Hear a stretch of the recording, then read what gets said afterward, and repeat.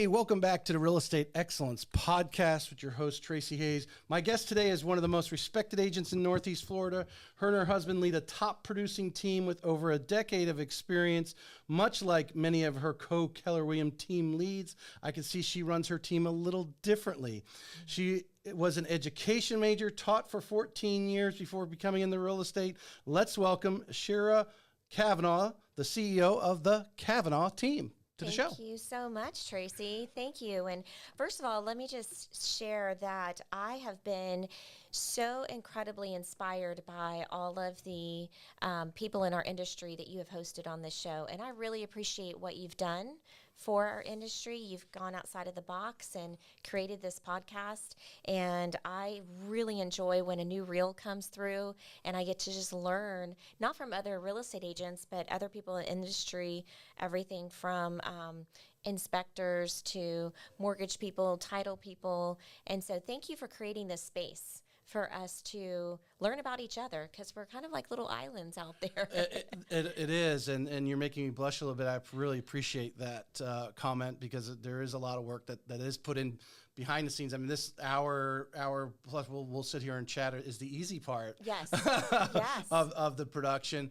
Obviously I have someone that will take the audio, but I do spend quite a bit of time cutting those reels, and as I try to tell everyone, and they're being told, do video. Mm-hmm. I'm failing forward with it. Mm-hmm. And as we talk pre-show, hopefully we got a little different setup here today, which I'm gonna, for those who've been on the show, I'm going to go to this shot here to show I actually changed the room up a little bit. So Cherya and I are facing each other a little bit. And so I'm constantly improving forward, and to know that you're out there, it's being recognized. I appreciate that. Yeah, absolutely. Yeah. Not only improving forward, but you're trending forward.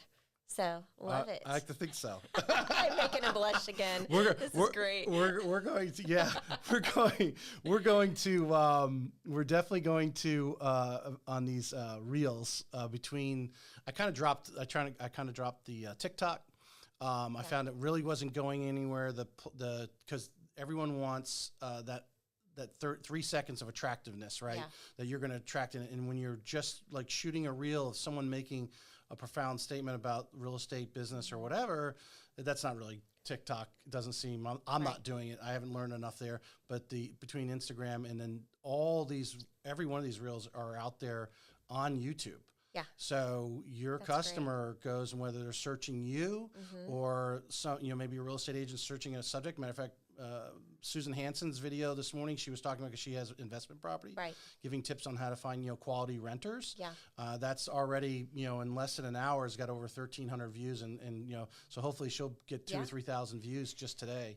But they're out there, and it's in a library. And my goal always was that if someone searched you, they're going to see not only the audio podcast, but they're also going to see the reels and that sort of thing. Absolutely. Yeah. Plus, for those of us who are local, nobody can match Cece on TikTok. So she owns the world, and we're going to let her. Yeah.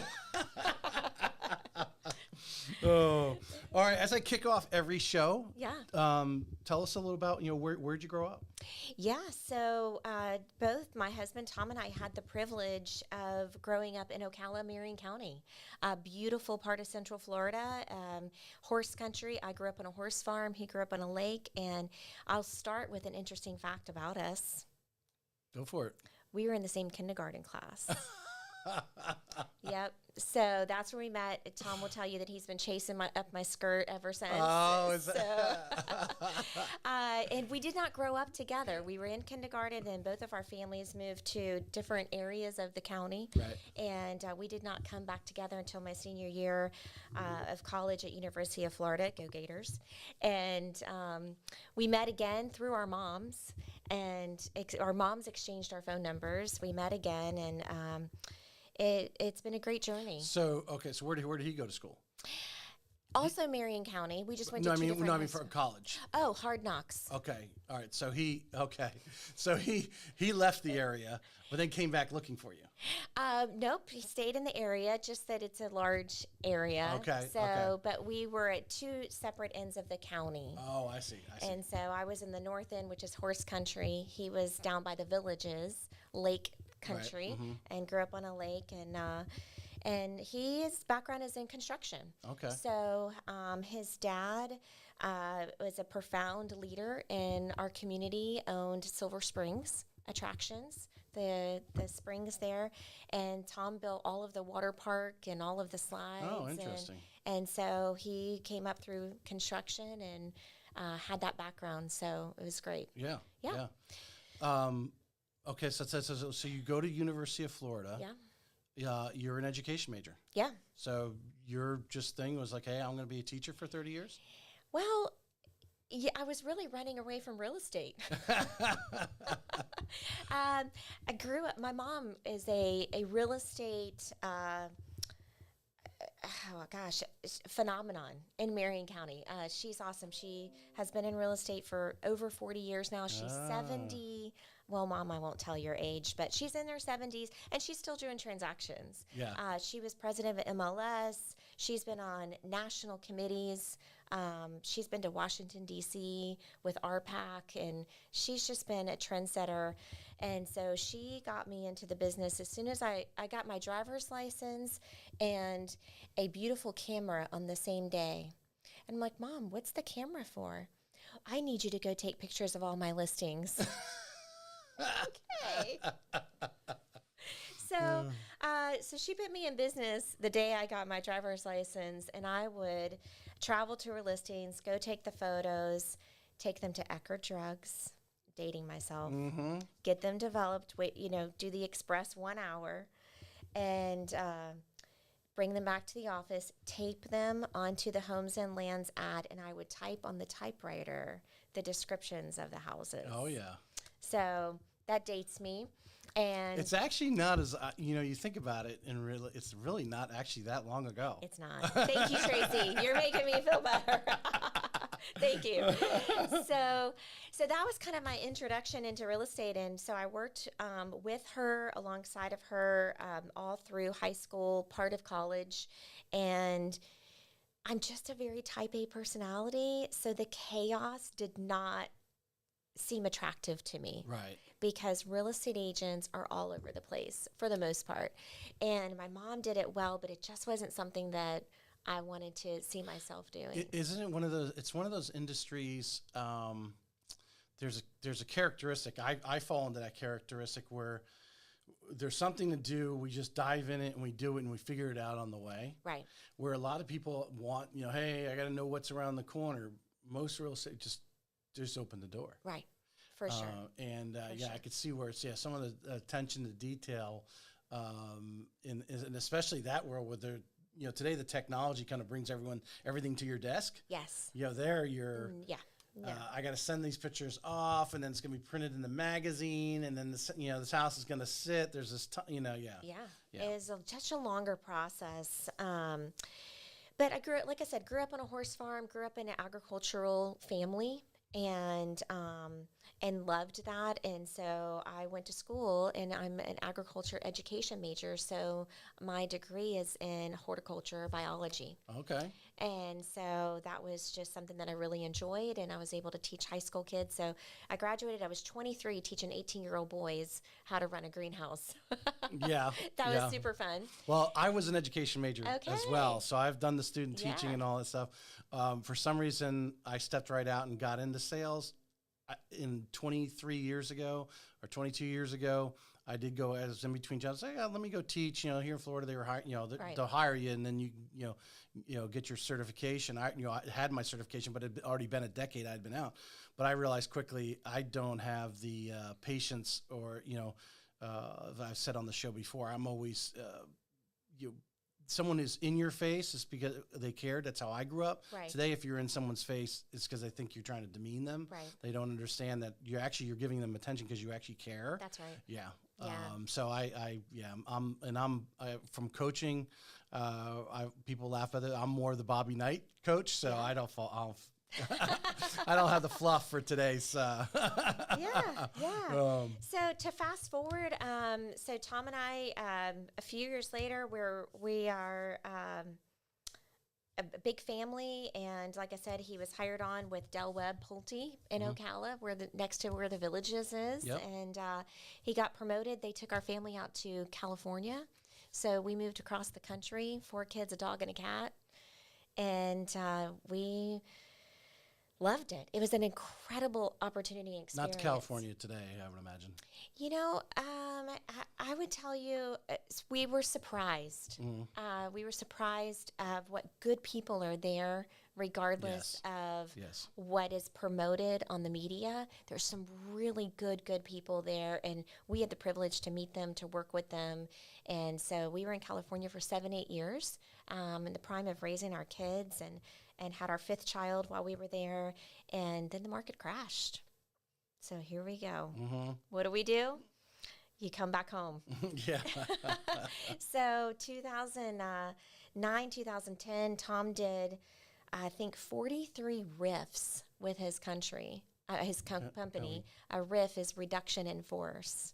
And he was number 44. Oh, wow. And so we're like, well, we have 5 kids. 2 are in college, a dog and a cat, and we have no income. So I was still teaching. And so we decided to load everything we owned that was important to us. He said, babe, you get 1 U-Haul. Put everything in it that's really important to you. So we did, and we took I-10 from San Diego to Jack's Beach. And his brother has been a resident here in Jack's Beach for many, many years. And he said, dude, just come to the beach. We'll surf and figure out what you guys are going to do next. So that's what we did, and we took that drive on a lot of faith and a ton of prayers. So that you had in your resume, I believe you had Del Webb on there. So before the crash, is that when you made your first step into and working with Del Webb out there? During the crash. It was during the crash. Yeah, so we came here, and we were, establishing, getting our boys in school, taking care of our girls, and what are we going to, kind of figuring out, spending a lot of time in prayer, going, okay, God, what do you have for us? Yeah. What does our next step looks like? And we discovered Nocatee. And at the time, Nocatee was kind of a naysay. It was naysay Nocatee. Nobody wanted anything to do with Nocatee. And it was, why would anybody move out there? It's over the ditch. And, it's never going to come to anything. There was no Publix. Right. There was nothing. Right. And we saw it as a diamond in the rough. We're like, wait a minute. Because the Del Webb community out there was one of the first, or the first community out there, right? Del Webb, Coastal Oaks, and Austin and Kelly's place, I call it. So the manager of Pulte at the time was the man who had originally hired Tom in Ocala 15 years ago and said, hey, I need some help. Why don't you, Cherya, get your real estate license and come help me at Del Webb? Because the market has crashed, but guess who has money? Exactly. 55 and over people. Yep. They have cash. Right. They don't care that the market's crashed. In fact, they're ready to capitalize. Yes. So that kind of shares the trend of who we are. We've learned how to triumph through tragedy is probably who we are as a couple. Of when there's a tragedy, we've learned, let's triumph from this. Let's find the diamond in the rough, and let's learn how we can grow. Are you, obviously there are predictions in this current, change, which I think you're basically coming on, almost coming to a full year to where we started to see the volatility, the rates started to come up. A lot of things out there, say 40% of the real estate agents are going to be gone, which means, 40% of the mortgage industry as well, are going to lose. Are you starting to see that? And then, like you said, because I'm the same thing. I was doing mortgages all through that time. Yeah. I started in 2005, and so I know what it's like to go thin and to kind of hold your breath for a little bit before you break out the other side. But we're also in a little bit of a little island here in, I don't know, fall of Florida, but I think definitely our area. For sure. Because there is still such a high demand. Absolutely. Low inventory, wish we had more people who want to sell their homes, so we can Right. move them in, move them out. But the reality is when we do have a good home and price it right, it goes over the weekend.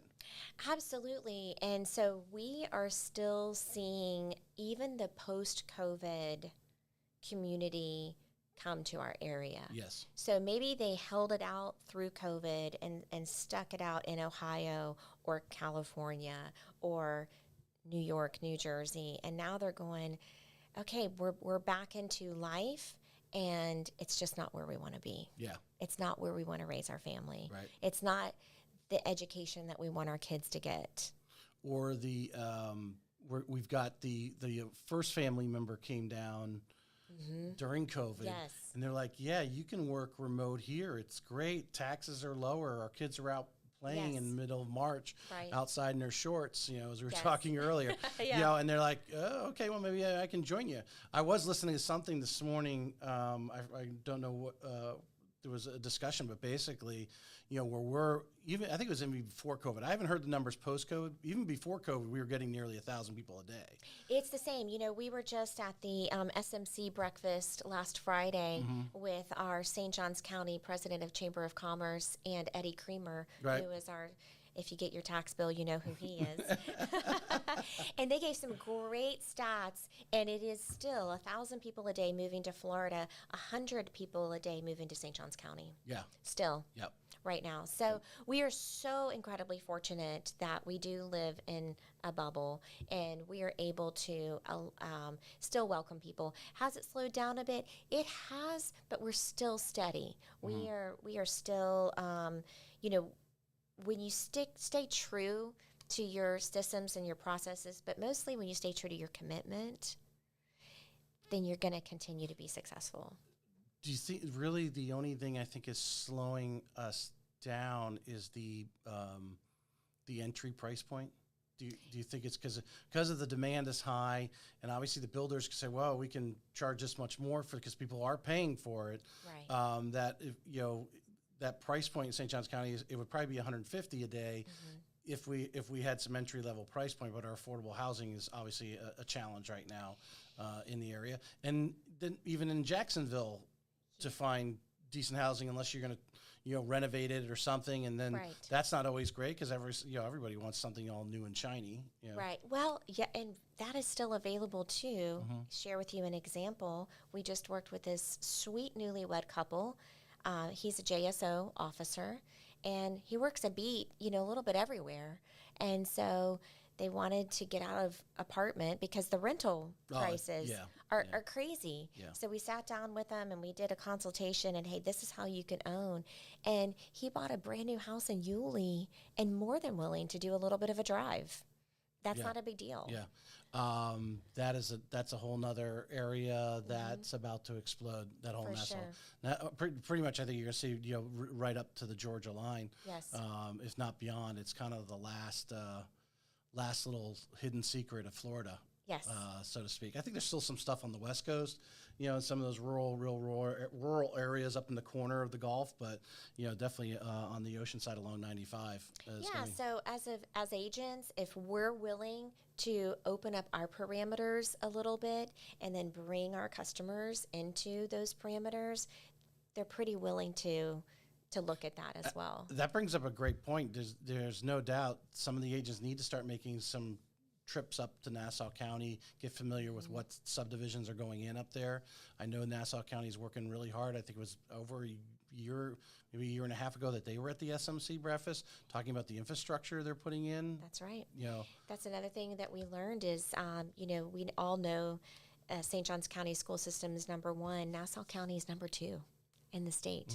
So it's a great alternative. And Clay's, I don't know where Clay's are. Clay's, Right on the cusp. Yeah, Clay's not that far behind if they're not number 3 or 4. Yep.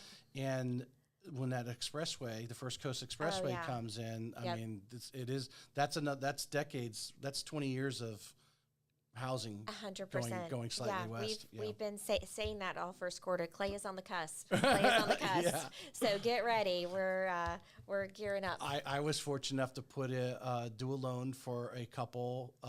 They bought a manufactured home on 20 acres down in Palatka. Yeah. In the fall, and I was really happy to do it for him. It was like $360,000, and because I said, dude, in 10 years, this is you're going to double the value, right? Because you're sitting on 20 acres, you can do a lot with that, right? type of thing, subdivided or whatever. That's true. All right, so you go over to Del Webb. Yeah, so the manager there, which was also a very good friend of ours. Listen, in our business, relationships matter, and never burn bridges. and what we've learned. So we had not seen him in 15 years, and we just picked up where we left off, and he's like, hey, I need some help in Del Webb. Both Tom and I did that, and it was a great launch to get us started. And then we just realized that there is an opportunity here. There's no real estate agency in this area at all. It was all over at the beaches. And so we kind of navigated what would that look like for us to launch that.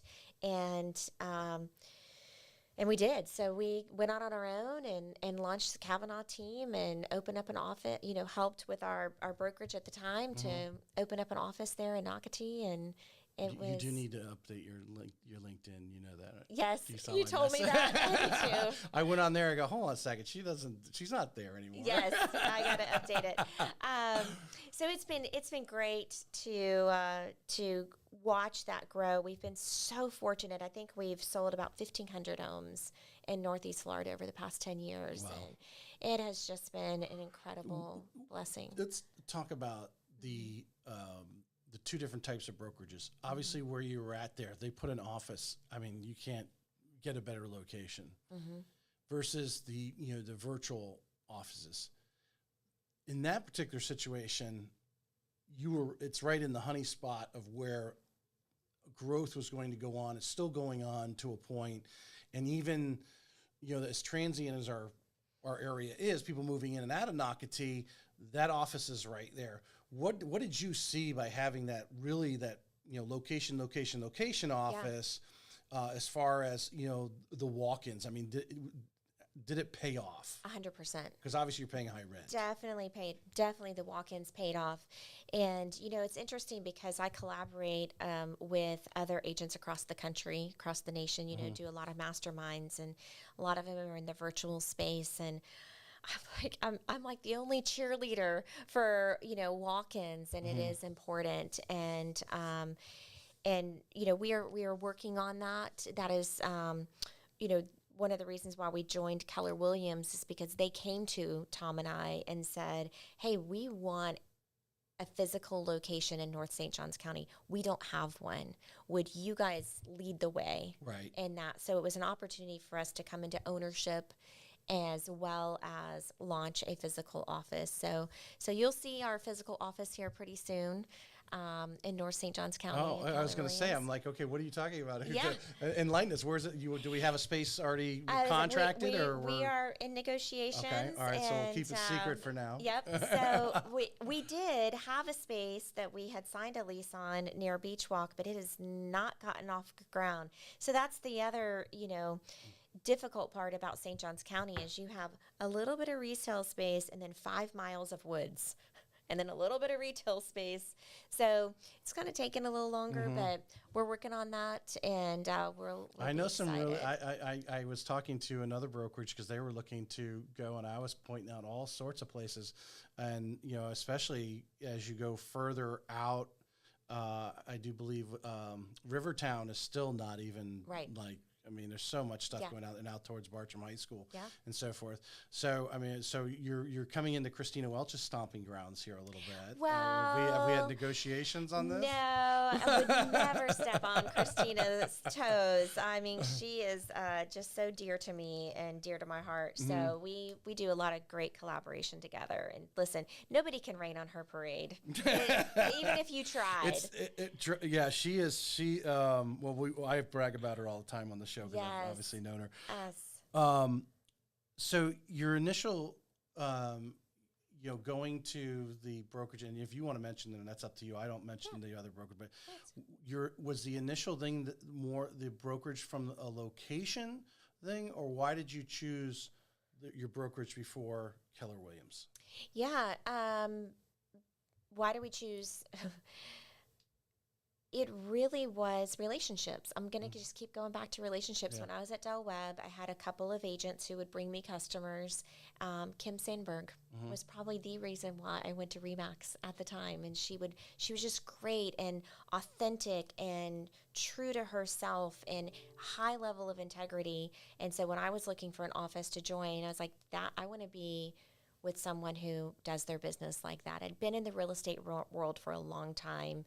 even though as an education, my husband was in real estate, my mom was in real estate, his mom was in real estate. So I knew what to look for, and it was a great opportunity. And so we went to those owners. They were only over at the beach. Right. And we went and talked with them. They said, you know, we've been offered a space in Nocatee. We're not sure we're going to take it. And we're like, let's seal the deal. So it was great. And we are so grateful for that opportunity, our time there. We were never unhappy with that brokerage at all. It just was an opportunity for us to build on our own wealth. Well, if listening to the show, I like to drill in because there's new agents out there, those agents who are kind of feel they've hit a lid because they're maybe, the value that one brokerage can take you to all of a sudden tapers off. Maybe they're not as, chasing it every day and always improving on their values. Sometimes the values taper off and you go look somewhere else.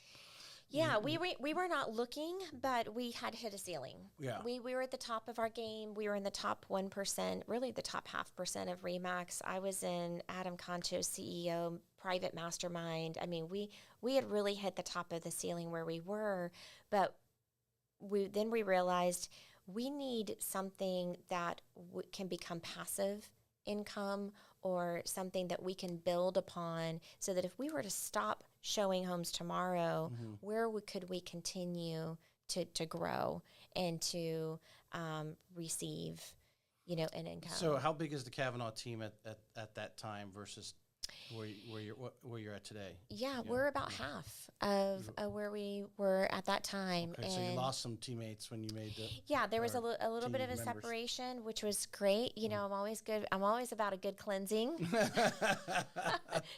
So it was good. It was a good opportunity. Something that Gary Keller says is you have to go small to grow big. Go small to grow big. Okay. Well, that's a reel right there. So in your eyes, that literally meant, hey, losing some people is fine because we're gonna trim the fat, so to speak. Yeah. So we can run faster or run further. Run deeper.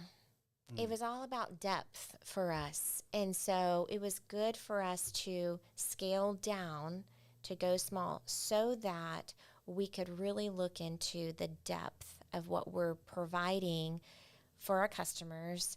And then the other huge factor of our business is our involvement in our community. And when you are so consumed with managing agents on your team, can you really be a leader and a servant in your community? And that's really important to us. All right, so that I'm going to jump ahead in my normal routine here because my question I always like to probe everyone and get everyone's opinion on the fact how important it is if you're talking with, I'm sure you get approached all the time. People are thinking about getting in the industry. For sure. What are you telling them as far as, what were they? Because every brokerage is different. As RE/MAX versus where you're at Keller Williams now, you chose because of what you felt Keller Williams is going to add and take you guys to the next level. How important it is to sit down and what are some of those things because I think obviously a lot of agents getting in, they don't know anything. Right. So they don't know what to ask. Right. But that, there's people out there like yourself, I'm sure are welcome to, have coffee with them or stop by the office or, just chat on the phone and say, well, who are you? Where, I think the agents that have gotten off to great starts have either luckily matched with the right brokerage or searched out the right brokerage that matched them. Right. Yeah. Right. So when you trim down the team a little bit, I imagine some of those members on the team were just kind of more filling space because they weren't really clicking with your style by trimming them down and what did you learn by that process of trimming out some of those people? Because I assume that they were really successful and felt it because you're in Tom's mojo that they were successful, they moved with you. Right. Or others like, oh, I'll just stay at RE/MAX. Actually, I'm going to stop you right there because good. Correct me. Because I do, there are top producers And guess what we found? We had trained them really well, and they've replicated what we taught them, and they've created their own team, and they've been extremely successful.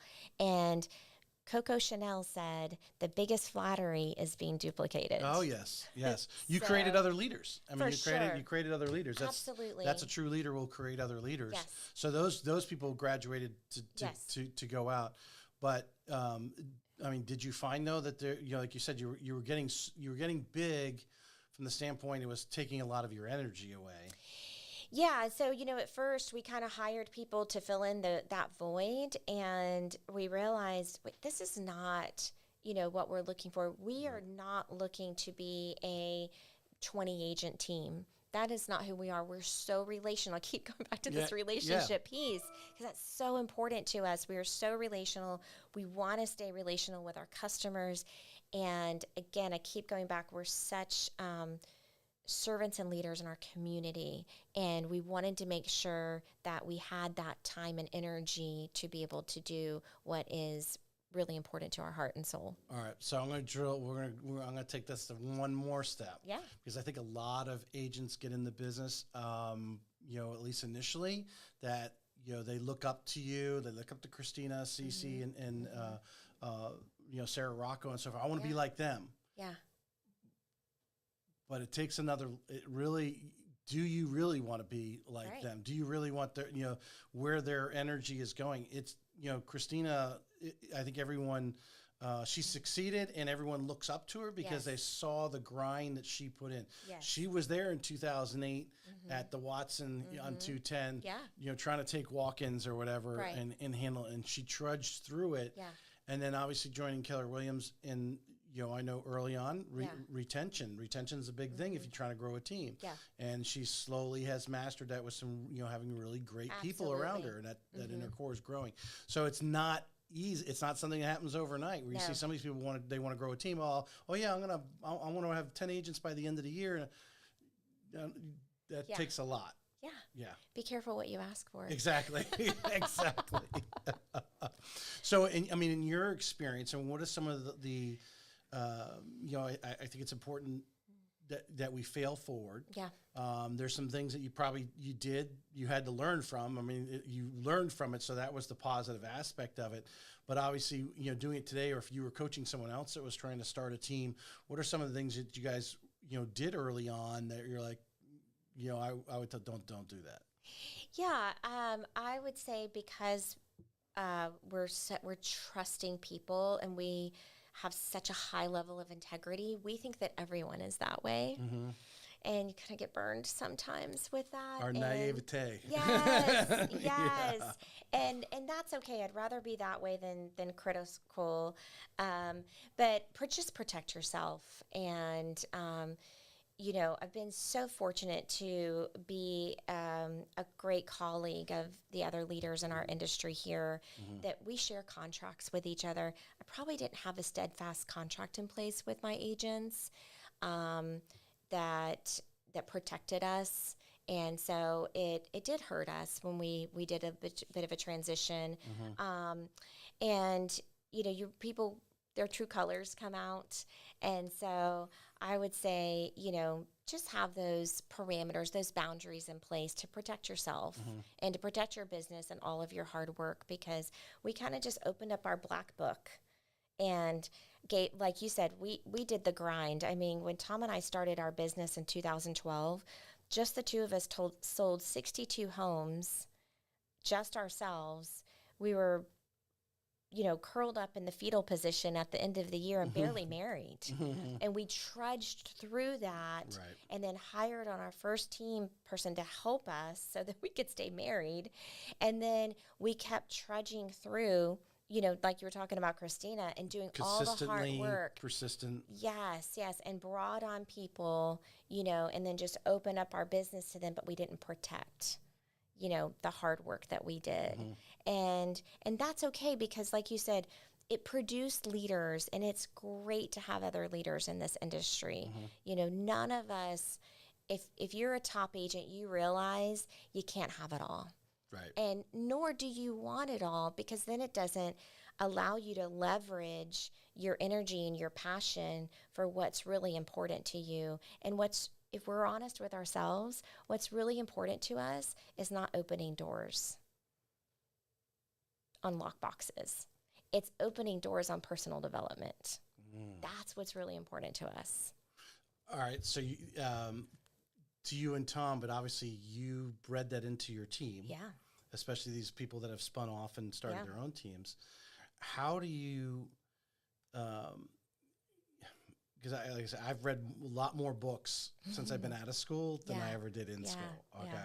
And I say that to some people, and they look at me funny as, it's different when you're reading for what you feel is your own personal. We often, we're at school, we got to read this text, we got to read this novel or whatever for the English class. The English teacher chose it.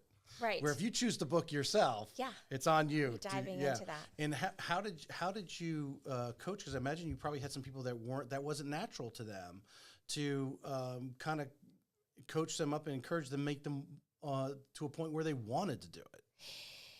Wanted to develop personally. Personally, it's a big part of our culture and our team. We start every year with a vision retreat where we take our whole team off site and we rent an oceanfront house overnight, and we spend all day diving into personal goals and then business goals. So we start with the personal. And where are you going to grow as a person? Where are you going to be your best for your family, for your own growth and your spiritual life? And then now let's help bring your business goals to lift up those personal goals. So we start there. Well, just by your, the people you spun off, your own numbers, you must do really well there. I think people, I imagine there's a lot of those events going on because they're like, oh, that's what Cherya did. We're going to go do that. But actually what happens there and how you structure and set up the situation to create it, obviously, I'm sure the term, you want them bought in. For sure. And when they split out their goals, you're going to get them to buy into their own goals. Yeah. And hold them accountable. Yes. And that's, to me, that's the difference in leadership. Holding that event, anyone can do that. Anybody could do it. Yeah. But when you are with your team and you've got like big boards stuck to the windows and you're writing, it's not a PowerPoint. It is like an interactive experience where you're overlooking the ocean. We give them time to kind of break off, go put your toes in the sand, like provide an environment of inspiration and then those goals. And nothing has been better. Last year, we helped 4 people on our team buy their own personal home. Awesome. That's amazing. Yeah, you're changing the trajectory, which I often see, especially with a lot of the younger agents. We've got a lot of single moms and so forth in our industry, and to see them step out from literally nothing. Jordan Ferreira, she was living paycheck to paycheck, or even Melissa Ricks. I mean, in her story of coming here with literally nothing and where she's gotten is very inspirational. When you're obviously bringing on the right people. You've gotten to that point, as Christina has. You're a little more selective of who joins your team. Absolutely. What are some of the things that today, when you've got that prospect in front of you that wants to join your team, or maybe you thought you saw them on the surface, hey, come in and talk to me. What are some things you're kind of looking for? What kind of questions are you asking to? Because I think it takes it's not everybody that's going to buy into this. What you were talking about, the vision boards and so forth. You know what I'm saying? So you have to pre-spec. Is this someone that's actually going to buy into our culture? Yeah. What are some of the things you do to probe? Super simple question. Is your motivator money or a mission? Money or admission? Is your motivator money or a mission? Emission? Just a mission. A mission. A mission. Mission. I thought you meant like emissions on a car. Sorry. I was like, where are you going with that? Is your motivator or a mission? A mission. Money, or is your motivator a mission? Like you're on a mission. I'm going to title this podcast "Money or a Mission." That's going to be the title. So how do you tell me how, if we were sitting here talking, how would you bring that out in me to find out that's, I mean, you're kind of asking that question. Yeah. If you ask that question directly like that? Tracy, you I don't know think how anybody, to role play, right? Yes. Here we go. Hey, Tracy. All right, hold on. Let me put both cameras on. All right, we're gonna role play this interview. Go ahead. Absolutely. Hey, Tracy, thank you so much for reaching out to me and with your interest of real estate. I'm truly honored, and I hope that our time together will be beneficial for both of us, and that regardless of whether we go into a partnership or not, that you walk away with some value of our conversation. So share with me, when you reached out to me and said, hey, I got my real estate license, or I've been in the business for about a year, I'm really looking for a little bit more thinking about your team, you were recommended to me. What is your mission in today's conversation? What are you hoping to accomplish? I want to find out, more about your team, and if we are a match. With the little bit of experience I do have, I'm just looking for something more. Okay. So as you're looking for something more, share with me, what is that more? Is it financially to gain more? Is it to grow in your personal life? Is it to accomplish something that you need to accomplish in your life? What is that more? Well, I mean, ultimately, I have a family, so we need to provide. I mean, that's the basics Sure. of what we do. But I always feel that, by improving myself, that the finances will fall behind, although it's important. You don't want to go out and, you can do whatever, but if it actually doesn't pay very well, it may not feed your family. So you obviously, but knowing that my effort in improving myself will equate financially to meet my needs. Yeah. Yeah. Yeah. Hey, we're all about what we call the survival number. Mm-hmm. So, and that's what we start with on our team is what is your bottom line survival number? And we can do all of the things to help you reach that survival number very, very well. Beyond that, what does life look like for you? Beyond that, I mean, to be able to, take a vacation without, being concerned about what it cost, within reason, and to give my kids the best they can, and prepare for their college funds and so forth, as well as ultimately the day I can't work anymore. Yeah, absolutely. So it's wealth building within your family to provide for your family. Yes, and then it's also building experiences within your family, creating memories. Yes, 100%. Yeah, that's what we're all about. In fact, we often say that we utilize real estate to make magical moments around the Christmas tree. Okay. Seriously. Yeah. Because that is what real estate is all about. It's taking a family, whether they're on your team or as a customer, and going, how can I ensure that their life maximizes their memories around their Christmas tree? So, the break away from our thing, I always remember, having been in different sales. There's salespeople that, they get that first check, which, you're hanging out in Nocatee, you're in the highest price point in the county and in the area, in the region, really. And, you go out and sell a home, you get a pretty decent check. Yeah. And wondering where are those people going to vanish for 2 weeks? Yeah. After they cash that check. For sure. Yeah. We call it the cruising realtors. Commission cruisers. Right. They get a commission check, they go on a cruise. Right. Yeah. No. Interesting. Good role play. That actually, I'm gonna cut that. We'll cut that reel out there right. for that. That would be it. That's a good one. What are some of the things you picked up, whether it was from Del Webb, obviously over to Remax, and then that you brought into your team today? Yeah, I would say, it's a buzzword that I feel like is overused, but I mean, what else do you do is truly providing an exceptional experience to your customers. And that started with Mr. Del Webb himself. And if you worked for Del Webb, you had to read his book. It was required. Right. It was part of your graduate. Like, you can't get your first lead until you read the book Right. and pass the quiz. And, Right. you know, and so Del Webb himself was a man of excellent experiences. And when Tom first went to work for Del Webb before it was bought by Pulte in 1996, they still had like the ashtray things outside with the sand outside of the door. Do you remember those? Mm-hmm. And it had the There's ring. one downstairs here. No way. Well, I don't know if that particular model, but Yeah. there's a thing with the sand and With the sand. Yeah. And it had his emblem imprinted in the sand. I mean, Well, I guess it made sure the janitorial staff cleaned it out. Yes. And then they had to, yes. Attention to detail. Yeah. You know, having like every little thing show your exceptional branding and be an experience. All right. Well, let's drill down there, because I think that's something I've find to be a commonality in a lot of the top producers.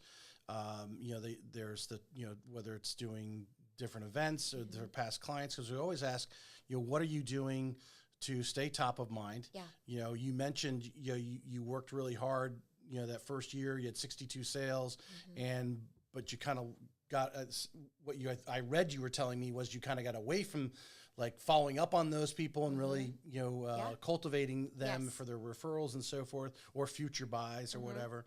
That when you say and I'm going to use the analogy, the Disney experience, right? You want to give them that magical experience. What are some of the things that you're training your people to do, but you definitely do with your people through the process to make sure they're given that little touch? Yeah, so it starts with the first conversation when you are entering into a relationship to help with their real estate experience, and then talking about a partnership together. And everyone in their life has their go-to necessary people. So you have your family doctor, you have maybe or maybe not a family attorney. You need a family realtor. Mm-hmm. And so we have those conversations. We are your family realtor. So we are now here to help partner with you to manage your real estate portfolio, even if you only own one home. That is the largest financial asset typically of your portfolio. Mm-hmm. And so we're here to partner with you to help you manage your real estate portfolio. And then we also, because we know you, we know the intricate parts of your family, we're also here for your brother and your sister and your aunt and your uncle and your neighbor and your son and your daughter. And so that has come to fruition out of those conversations, to where we have some of our customers who started with one transaction, and I have one family. I'm now on transaction number 8 in 5 years with their family. And because we are their family realtor, they wouldn't think of calling anyone else. Right. Because we know all of the intricacies.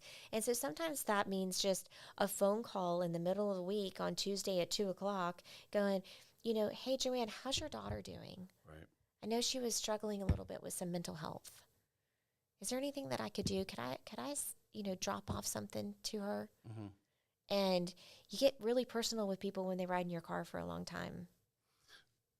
Well, that tells me something right there, because I was actually going to, how do you, when you're training your newer agents to buy into your vision here, which obviously works, but to give them some examples, I think a lot of especially new agents, they're they're nervous because they haven't done enough transactions. Like you can do them with your eyes closed. Yeah. They're not there yet, so they're kind of distracted by that part. Sure. Yet sit them down and have this conversation with them. When do they do it? Because I imagine a lot of times you're especially someone comes cold. Hey, I want to go see this house, and so you're going out and doing. Are you sitting down sometimes in that house while you're showing it to them and just kind of say, hey, this is how I work, and then you go on with your. Always sit on the couch in the house you're showing. Always have your customers sit on. I mean, they're buying a home. Yeah. They need to sit in the living room. If you're not sitting your people down in the living room, We should not be showing houses. There's a little tip right there. That's a reel right there. Sit on the couch. Sit on the couch. Sit on the couch. It's going to be your living room. Well, let's go. And then those conversations come. Right. Right? Quality conversations come from couch moments. Good one. Quality conversations from couch moments. I do like that. Yeah. But, I never, when you think about someone selling a car, right, you want to put them in and let them, smell the new car. Right. You want to put them in that seat and so forth. I've never had anyone say, not that you're the only one doing that, but I guarantee there's a lot that aren't actually taking a couple moments and sitting down at the kitchen table or sitting on the couch and actually putting them in the house. In the house. And so you asked, how do I implement this into our agents? We talk a lot about margin.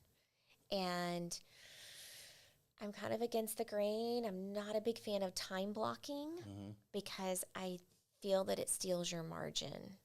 And so you have to have margin in your calendar. You have to have margin in your time space to sit on the couch, to have those conversations, to make that phone call, to pop by your past customers and say, hey, I just want to pop by and check on you guys. Do you have 10 minutes I can come over? And you walk in and you sit on the couch in the same room that you let them sit in when you helped them buy the house. Right. And then, oh, yeah, and I was talking to my Aunt Susie. She's, in Ohio. She's got to get out of the snow. And if you have anything coming up, I think she's ready to move down here.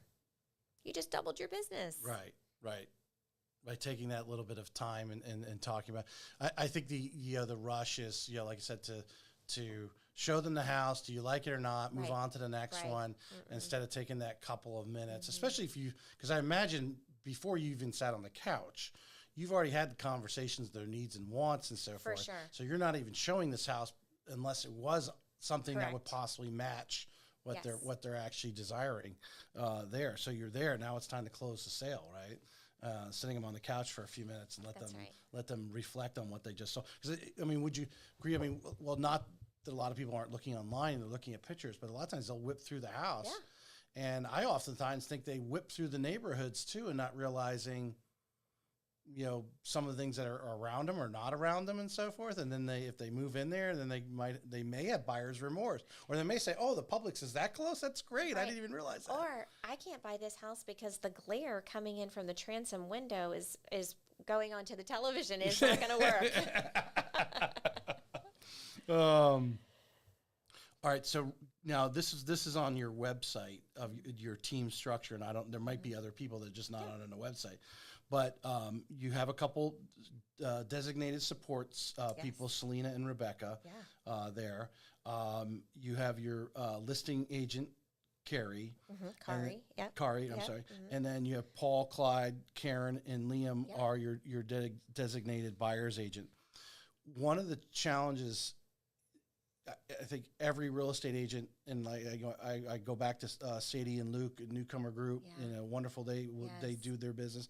But one of the things is they said they regretted was not hiring that first assistant earlier. They should have done it a year earlier. Right. They obviously, after having him and realizing how it freed them up to do money-making activities by doing it, but obviously, like a lot of you, should I do it? Should I not? How should I do it?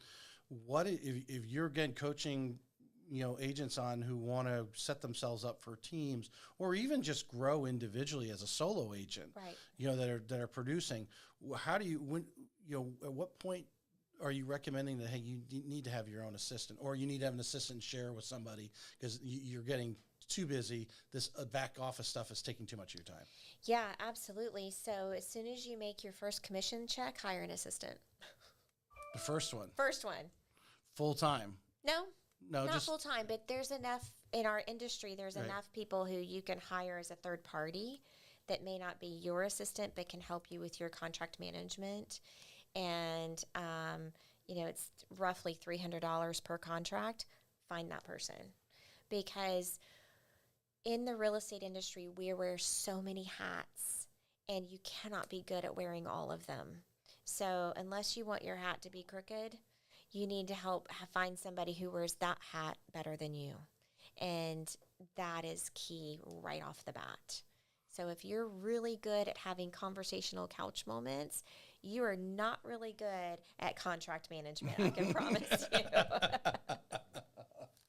And this comes from a recovering A personality, you know. And so it's finding your leverage of your strength and making sure that you optimize, the things that your personal strengths, and then getting assistance in the things where that started early on for us in our marriage. My husband, Tom, he will publicly let you know that he's dyslexic. And as you may or may not know, some of our greatest leaders in our country are dyslexic. And because they're very good at leading and speaking and presentation and coaching and rallying the troops, but they can't write a damn letter to save their lives. All of them had a good assistant. Yes. And so in our early years of marriage, if Tom had to write an email to the president or his boss, he would write the bullet points, email it to me. I would fill in all the gaps, do autocorrect on all the language, and then send it back to him to send it on. Right. And so that's an assistant. So an assistant may not be this full-time in-house person that takes care of all of your things, but it is someone who can help you leverage your strength. The couch moment brings up an interesting thing, because I think a lot of people, the real estate agents, because we run our business 24/7. That's real estate. If you're supporting real estate agents, I've got to be available, at hours when they, something they're calling for a reason, right? They need a pre-qual because they know if they don't get this in, they may not get the house. That's why they're calling, not waiting till the next morning. So I know I've got to act. You sitting on the couch made to some people think, she's just kicking back and kicking it. Yeah. But they take away the value of that is actually your part of your job description. Absolutely. You are creating that relationship because you're already marketing for the next one. That's right. And you don't have to run back and get the contract because you're going to have that support that's going to do that. So it's giving you that time, or obviously they're probably working on someone else's contract or following up on an appraisal or whatever it is. But it's giving you that time to sit there on the couch because that is actually your marketing dollars. That's your marketing. I mean, to that. I think a lot of people discount that. Yeah. Yeah, they do. So you do need that person in the background that is always readily available. And let me just give a huge shout out to Selena and Becca. I mean, without them, they are my right hand and left hand who make all of the magic happen in the background. And they're so much better at it than I am. And so it's another opportunity of empowering them to be good at what they are good at. You mentioned something earlier about your time was taken away from the what'd you phrase it? The activities that you wanted to do personally, your community service and that leadership, sort of thing. Yeah. Whether it's serving there or even if it's just downtime to where you can go home and just go out to dinner with, I'm sure you guys talk business, but I mean, we all do talk shop or just go watch a movie and not be stressed, stressed out like, oh my God, I got to do all this stuff because you've got Selena and Becca taking care of that, at 5, 6 o'clock, you've done everything you can. You're prepared for the next day, whatever, that you can actually take that time. I mean, how important is just having that free mind time? Well, you're going to make me cry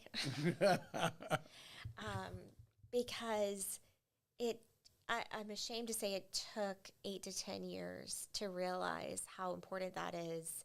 And it's not just your admin. I mean, Selena, Rebecca, they are amazing, but it's your team too, of knowing that while I'm out of town, all of our customers are going to be taken care of by our whole entire team. I took on a listing the day before I just left on a trip, and with very important gentleman to me. This is our 4th home transaction together, and Kari took on the listing and did all of the things with a high level of excellence on my behalf. And I was able to recently just go to Uganda and do a humanitarian mission trip and did not take my computer for the first time ever. That's cool. Because you couldn't. We couldn't take our computers. And so, and everyone was like, how are you doing? Are you like totally stressing out? I'm like, no, I have such a peace and confidence in the team that we've been able to have the privilege to coach and build, that they've got this. Right. And not only do they're not going to just skim by, they're going to do it really, really well. Yeah. While we're gone. Well, I'm gone. Tom didn't go, but I literally just got back from Uganda and never opened an email, didn't respond to a text, didn't get on social media, was just able to passionately serve in a way that's important to me personally, and know that these incredible people were maximizing their strengths. But while you were away, your mind doesn't stop.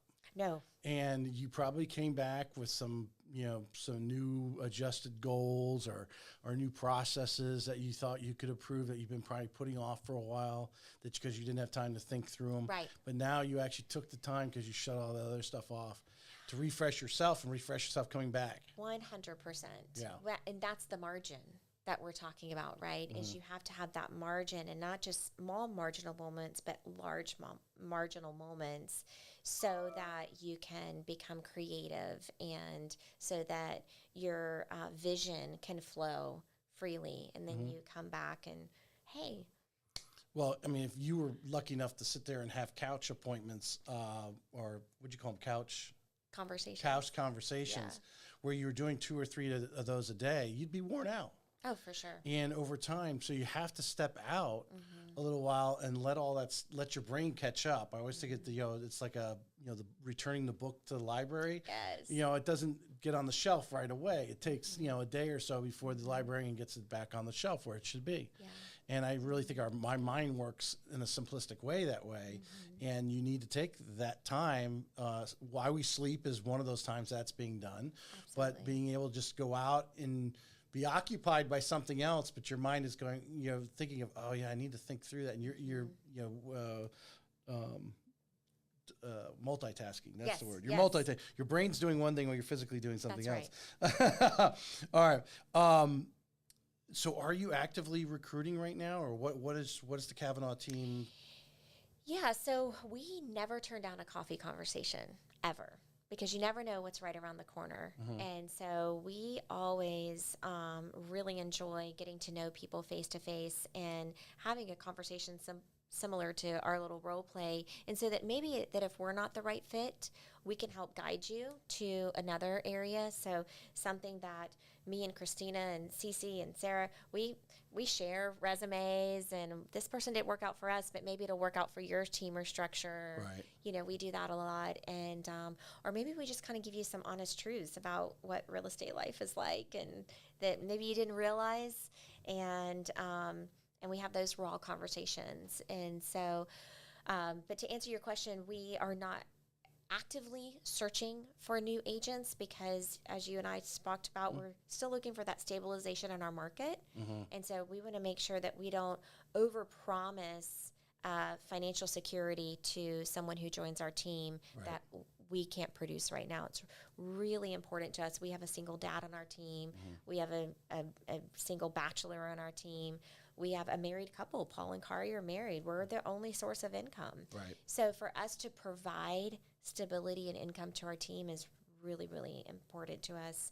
And so until we get to the point in our real estate market that we feel we're in overflow, then we're not hiring at this moment, but that could change. Or at least some sort of I think we have our positive trajectory in Northeast Florida is fighting the national economic scene. I think it's described that way. Yeah. What do you think is the most important you do? Because and you use the term CEO is on some of your stuff. I was going through your social media. What is the most important thing you do as the CEO of the Cavanaugh team? Yeah, run our business like a business, and big fan of coaching. So coaching is a catalyst key to your development, and so we've been receiving coaching all of our lives, and one of our coaches said the most important thing you can do is to learn how to work on your business and not in your business. Right. And so as a CEO, that's what you do. Read a great book last summer that talked about 3 things that a CEO does is create vision, know your numbers, and produce momentum. And so that's what I do, is help our team create vision, know our numbers, make sure we're hitting those numbers, and then make sure that we've got forward moving momentum. Well, the answers to those 3 things is the value you bring, right? I mean, so if you're looking at your numbers and we're not here, I'm gonna come over, I'm gonna coach over here, I'm gonna make adjustments over there, types of things. You're still producing yourself. You're still doing your own personal business, or how do you? I do. People who are close to me in relationship. My pastor, who actually shares this building with you. Okay.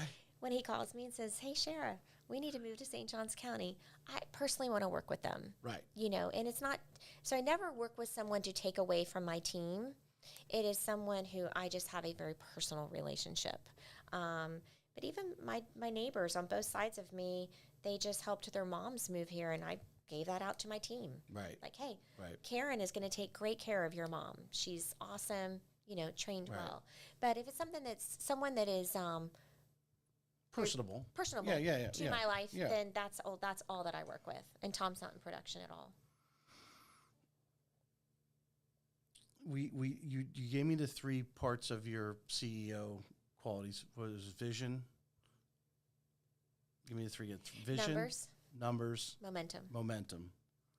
So put something to that, because I think that all equates. It tells you where the value needs to be added. Yeah. So you're always adjusting those things. Is coaching something regularly scheduled on the team, or you do it when it's needed? Do is someone as a team member, or they know that, hey, every Monday morning I've got my half an hour with Cher?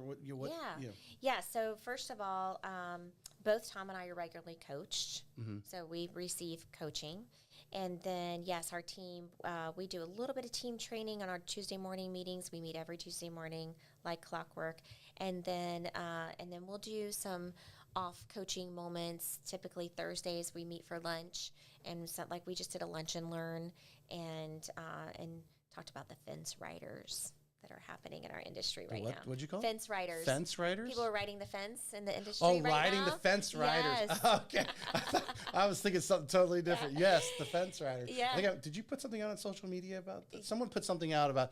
Oh, I know they were having some sort of panel. I think it was Jason at first, because they were how to get people off the fence was their last panel, or they're going to be. No, it's the panel they're coming up. Ask Jason where that idea came from. Okay. So, I think that's another thing makes a difference in true leaders. I have seen, I'm old enough to have been managed by many, worked for different corporations, small and large, and where if you call a meeting or you're going to have a lunch and learn, you're actually planning and you expect everyone to show up, you have to make sure the value is added. 100%. It's not just a cha-cha session, because we're too busy for that. Right. Maybe we plan a night every quarter to go out to dinner or something for that, like, decompression thing, where you just talk about whatever and get everyone's family caught up to create that bonding thing. But when it comes to learning, what I found is a lot of sales managers, their leadership is not there to make sure, hey, there's an agenda. Yes. And I want my team to leave with this. And here's the mission. Yeah. Yeah, Tom Cavanaugh says often 2 things about meetings. One, we don't have a meeting just to have a meeting. Exactly. Just because it's Tuesday at 9:00 doesn't mean we have to have a meeting. If there's not a mission to accomplish, we're not having a meeting. Right. And then 2, we never discuss administrative breakdowns in a meeting. Oh, interesting. It's no dirty laundry. That's right. At the line. Those are not in a meeting. Those are one-on-ones. Right. And so you don't show up and talk about administrative breakdowns, because that doesn't build the momentum.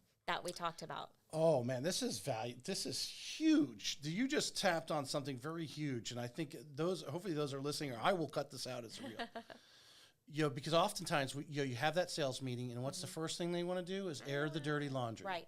This is what went wrong, and 9 out of 10 people in the room had nothing to do with it. Right. But now you're bringing them down. Yes. So what do they start thinking about? Well, they screwed up last week. And then maybe they raise their hand, like I would be one of those people that would raise their hand and say, hey, all right, well, this is how you fix it. Right. Or this is what we should do differently. I could see why that went wrong. It's because you're not training them, that type of thing. Yeah. But yet airing that dirty laundry is negative. It's not adding to any momentum. It's not. So we always start every team meeting with a celebration. Sometimes we have to find something to celebrate. Yeah. Because sometimes it was a crappy week. Right. And that's okay. We always start a team meeting with a celebration. Always. And that launches the momentum of the meeting. And then you get into all of the other aspects. Amazing advice. Positive. And make sure when they leave there, you're in a positive momentum. For sure. Some meetings are going to be better than others, but that they're leaving. I just feel a lot of times when I plan an event, I want the realtors or whoever's in the room to leave with something. Yes. It's not there. Although I know the fringe benefit is that they came to the room, and I got to meet them and, be face to face with them, but that they leave with something. Right. And because they're not coming back to the next one if you don't leave them with value the first time. Right. They're going to be like, oh, that's just a BS. Yeah. Time is too valuable to not provide value. Right. 100%. We mentioned earlier, we were talking about Christina, because I think, what's totally catapulted her in, obviously fighting through the growth periods and so forth. We talked about it when she was on, is retention. What are some of the things that when you're looking at adding value, I mean, obviously retention's got to be in your mind. What are some of the things that you consciously are doing to make sure a particular agent's happy? And if you have a story, you don't have to mention names, but where you thought maybe someone might have been thinking about leaving, but you brought them back to say, hey, you know what, you are on the best team. The grass is not greener over there. Right. I would say that anyone who has left our team has left because of a personal situation. Not necessarily. I've never had anyone leave our team and because they were intending on going to another team.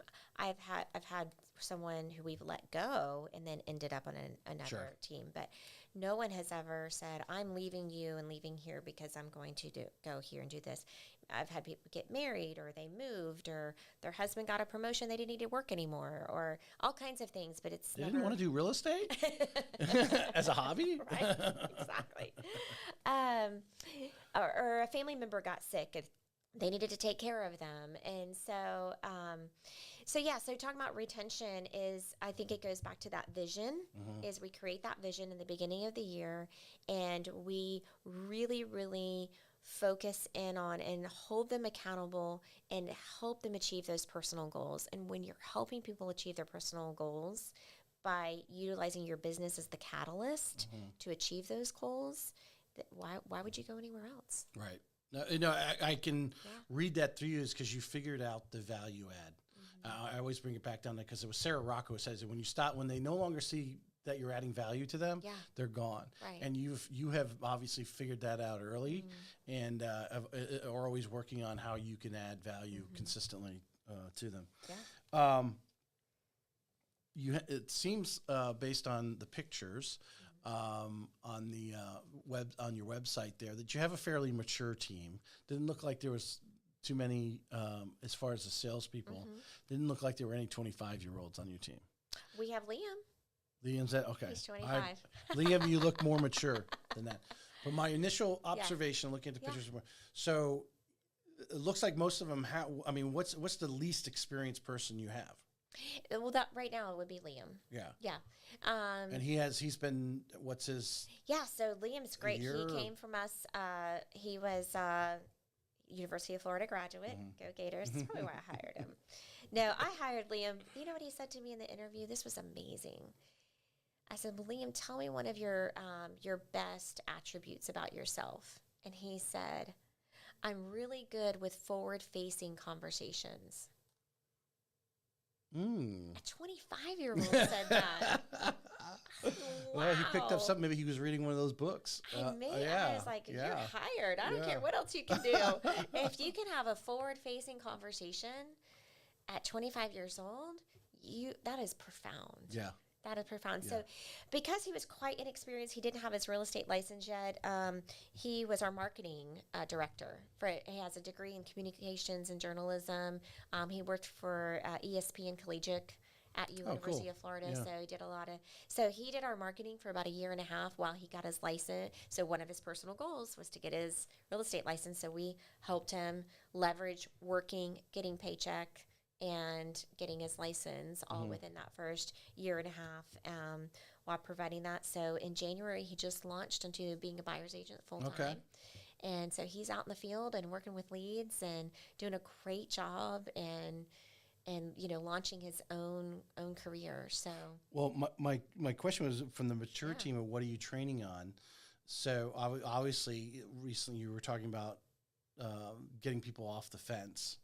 We talked about it pre-show a little bit about obviously interest rates being up, where some people said they thought they would be going down. They're trending up right now, back into areas, that are starting to get people to put them on the fence. Yeah. It doesn't make sense for me to move right now and leave this lower payment to take on a higher payment. Is that extra room really important to us right now?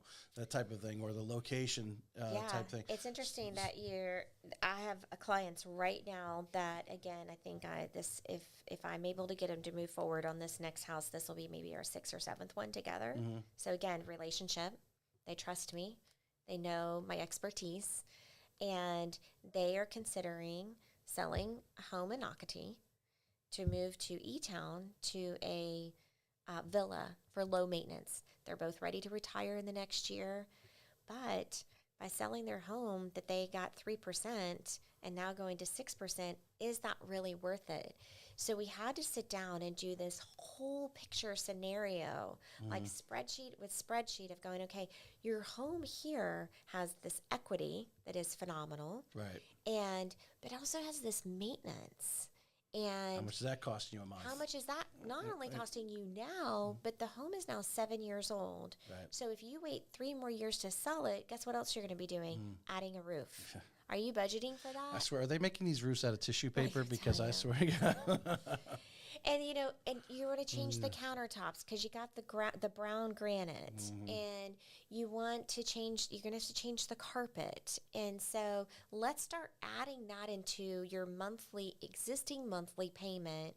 I know it's not technically costing you, but it is in 3 years. Right. And then let's look at your new payment.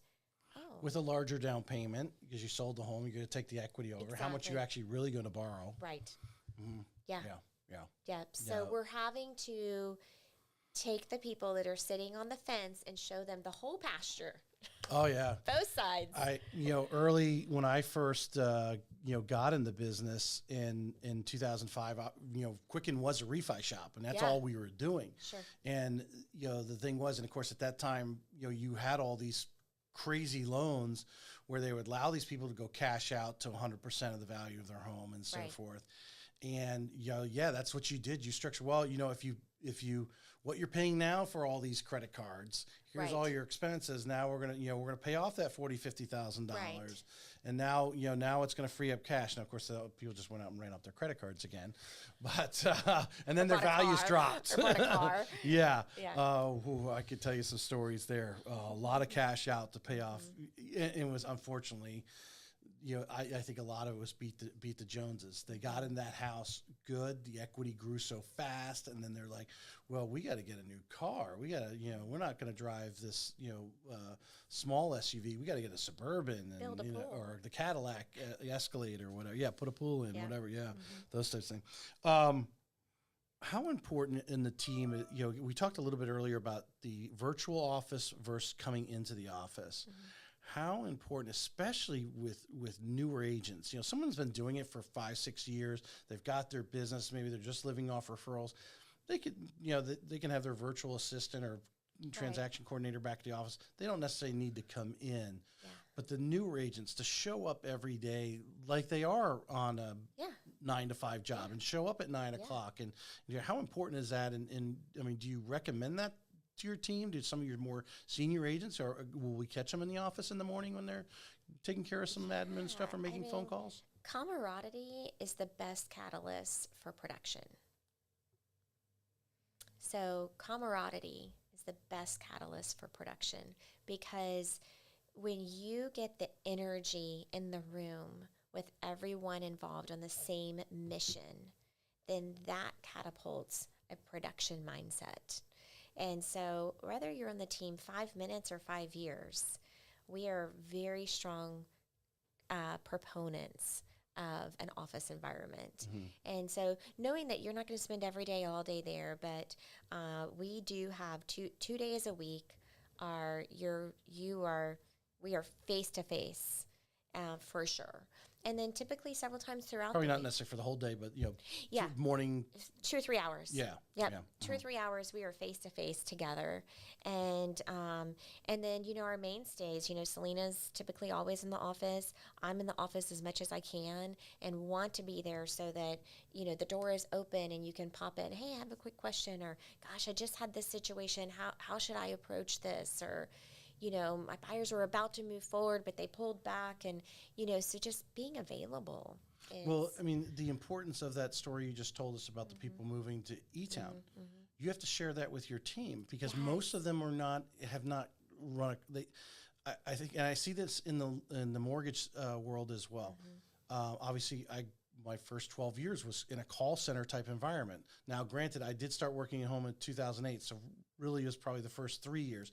I was in a call center with hundreds of other people, listening over the cube to other conversations, or we were being recorded and you sat in group coaching and listened to these conversations going on, or talking about how, you could just simply walk over to your manager and say, hey, here's the situation. I got this guy on the edge where, well, let's do this. Let's go back to him and talk about paying off those credit cards and restructuring it this way. And the same way you were talking about. You would not get that if you're sitting at home or on your own. You're not getting that shop talk, so to speak. That's what our Thursdays, every Thursday we have lunch together. And that's what our Thursdays are about. We typically don't have a specific business agenda. We want it to be conversations. And so those conversations, we want to either be what's happening with your clients out in the field, or sometimes it's conversations for us to be personal with each other. Hey, did Timmy win his all-star game? Gosh, you just took your daughter off to college. Are you guys doing okay? Do we need to bring over a bottle of wine? Right. And so it creates that camaraderie both in business and personal. What do you think is the number one reason most agents statistically are out in the first 2 years? I think the 80%. Yeah, it's astounding.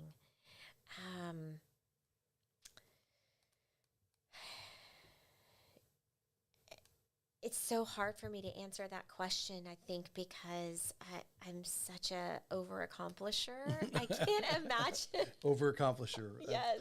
We're going to put that up with strategery. Right. Lack of guidance, maybe. Lack of, I didn't think it could run the spectrum. Maybe lack of motivation, or maybe having an HGTV mentality of this is what real estate life is like.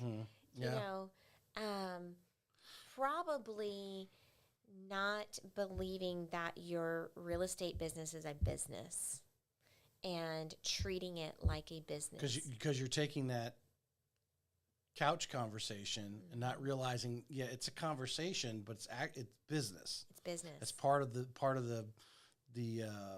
psychiatrist that you are, the consultant that agents are.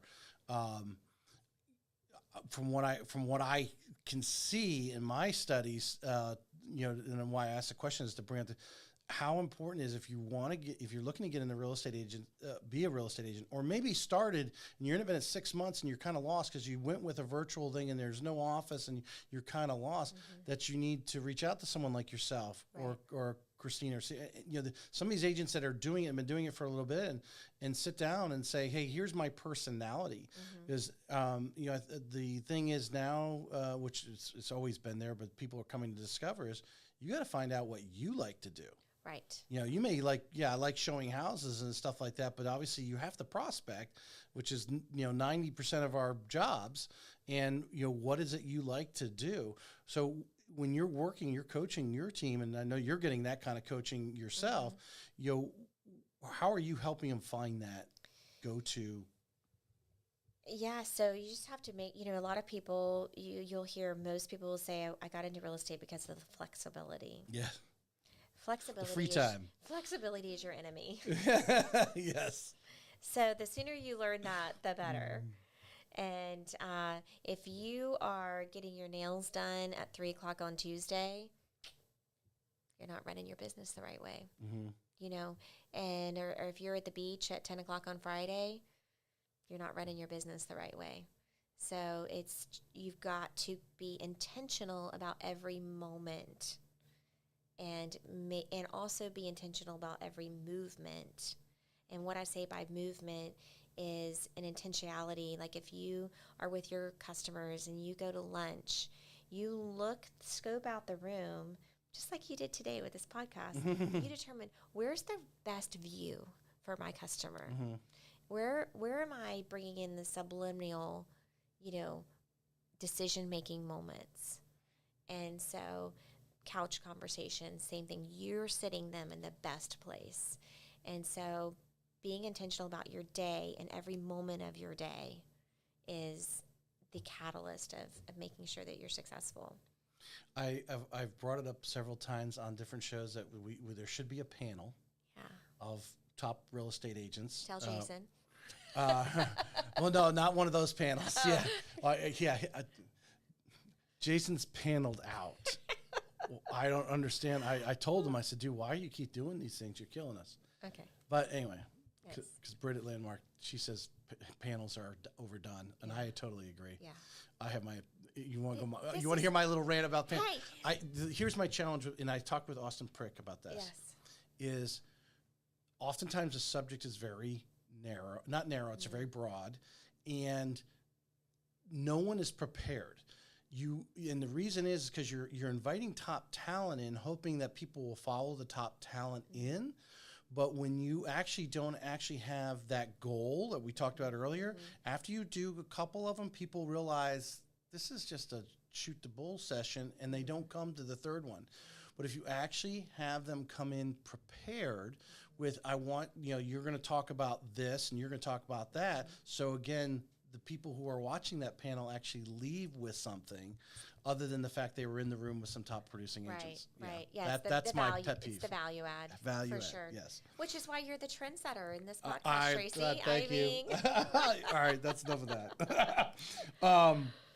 Well, let's close out with this here. What differentiates the Cavanaugh team from others? Sell me the Cavanaugh team. Because I imagine you get calls. We'll do it not to an agent, but to say it's a buyer or seller. You're doing. What is the Cavanaugh team going to give me versus another real estate agent or another team? Yeah, so I would say in a nutshell, it is that we have made our mission more than about making money, but our mission is to help our customers make memories and to leave a legacy. All right, so I'm gonna and I know that sounds very foo-foo. Yes. But there's a lot of reality to that. So how do you express that? How do you express that across them? Because the typical person, if you said that to them and they're just, because we have some people who are actually like, well, what percent are you going to charge me to sell my house? They're just right down to that kind of thing, sure. and so forth. But I assume you've got a way to kind of warm them up. The advantage of because like I said, they're selling that house. It's the buyer comes in, we don't know what buyer's going to come in. So if they sell with X team over there versus the Cavanaugh team, they're probably going to get the same price. You're both charging 5-6% or whatever, so the dollars are the same. But how do you warm that person up in your way to kind of close them when you're at that point in the conversation? It was like, hey, I gather you're going to close them or I'm out. Yeah.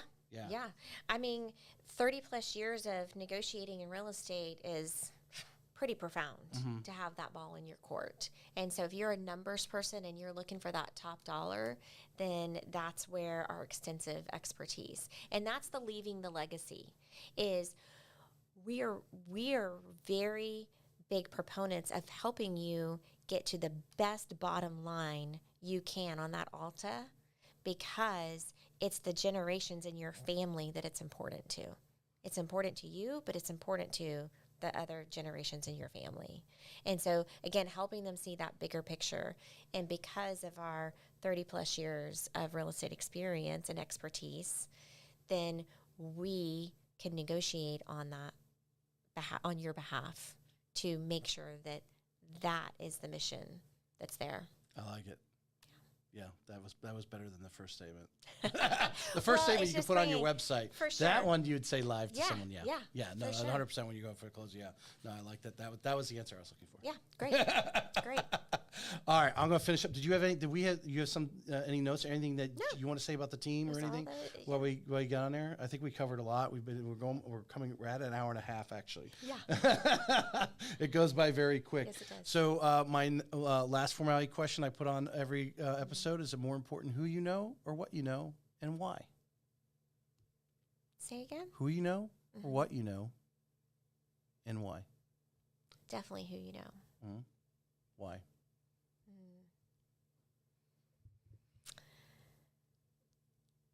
Who you know makes you who you are. So you're a total believer in you are the 5 people you surround yourself with. 100%. Right. Yeah. But first of all, and this is where my faith comes in, and I know that I'm a child of God, and so nothing else matters, because that's who I know and that's who I am. Finish with that. I appreciate you coming on. You got it. I think this was a great episode. There was a lot of tidbits. I think there's definitely a lot of reels. Hopefully some of the, I know some of the other Keller Williams people hopefully were watching or will watch it later, and some of their people are watching it because there's you put out some really great tips and reasons why you're successful. I mean, I think some people don't really understand why they're successful. They did it and it worked, and they're like, I don't know, I just showed up. And you didn't really break it down and try to understand how you were successful, again, to create those other leaders that you were talking about earlier. Thank you. I appreciate it. Yep. Thanks for creating this environment. Thank you.